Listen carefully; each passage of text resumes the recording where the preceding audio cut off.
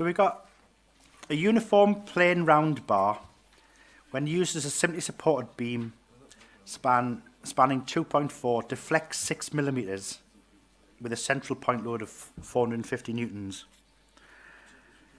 Calculate the Euler load for this bar when used as a strut 3 meters long with both ends rigidly fixed. Now, the question is this part here. This is what we're trying to get an answer for. We're trying to find out this PCR. So you just look at your handout at the back. And, you know, if you can remember these formulas off the top of your head, then that saves you a couple of seconds. But there will be in your handout. So this is what we're trying to work out in the end. This calculate the Euler load. Right, we need PCR. We know what pi is, and we know what the length is. So it's 3 meters, so we can work out the effective length. We don't know what A and I values, what they are. You know, we've been told it's a plane round bar. So whilst you can get your formula for second moment of area for a circle, we haven't been given the dimensions of that circle. To find this AI, so if we draw out part 1, so a uniform plane round bar when used as a simply supported beam. So a simply supported beam is a beam with a pinned joint at each end. It's 2.44 meters and it deflects 6 millimeters.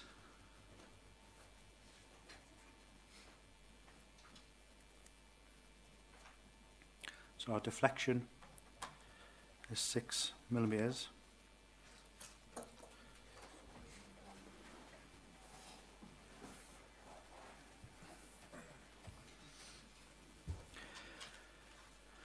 And there's a 450 Newton point load.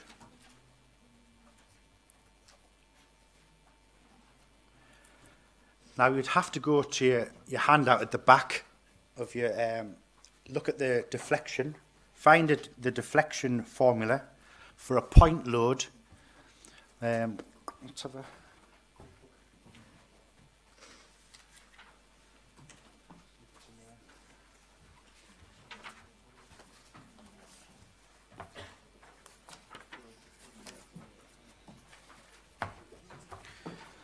So here we have a simply supported beams, point load.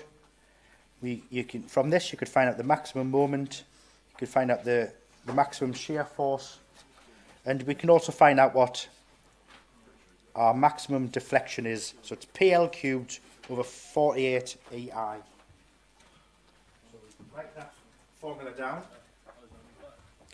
So if we write that formula down, so our deflection is 1 over 48. It was P L cubed over EI.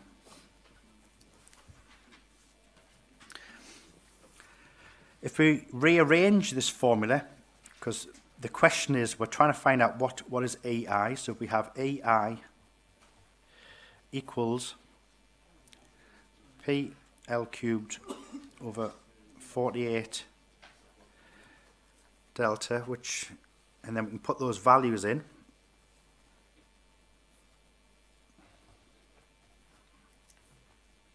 So if we keep everything in newtons and millimeters, so our P is 450 newtons,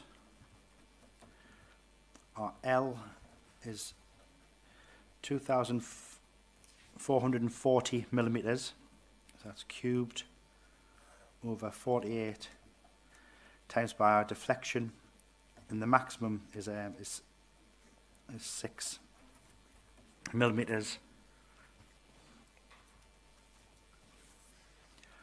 Our EI is 226981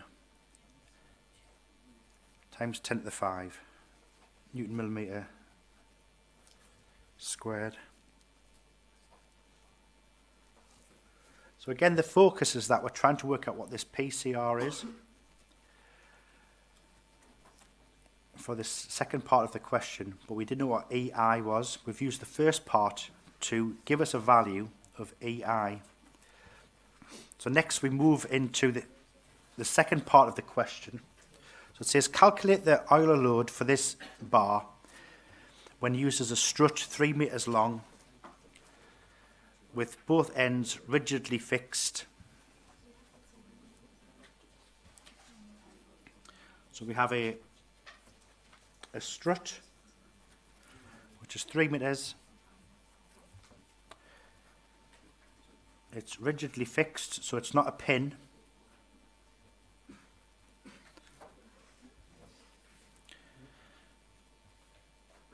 We want to know what's this PCR.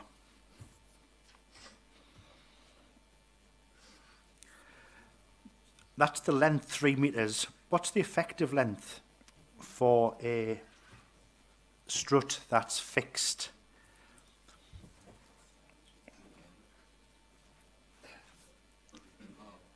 Say again? Is it 2 times? If it was a free end, allowed to sort of freely move around with the load at the top, that's when it'd be 2L.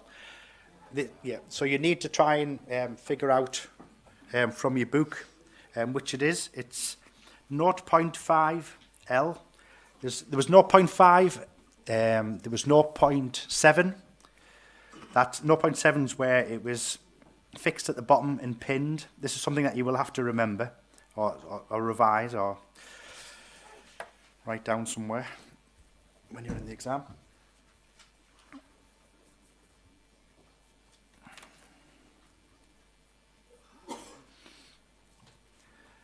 So if we put everything into our formula, PCR equals pi squared times by our EI, 226981 times 10 to the 5, divided by our effective length, which is 0.5, times by 3 meters. All of that squared.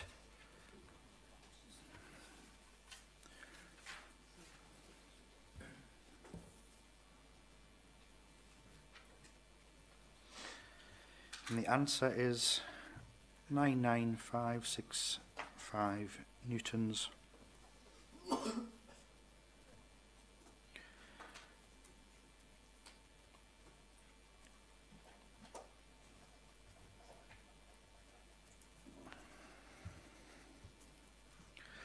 Yeah, so if it was a free end, your effective length is 2L.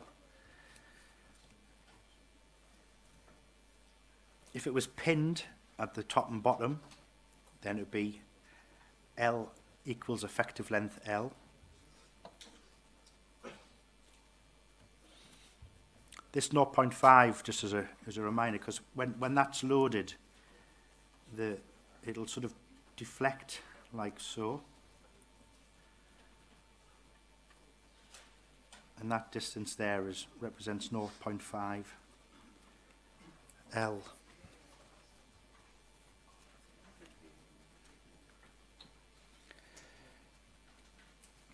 There's not many calcs there for 25 marks. That was like I say, that was the 2009 exam.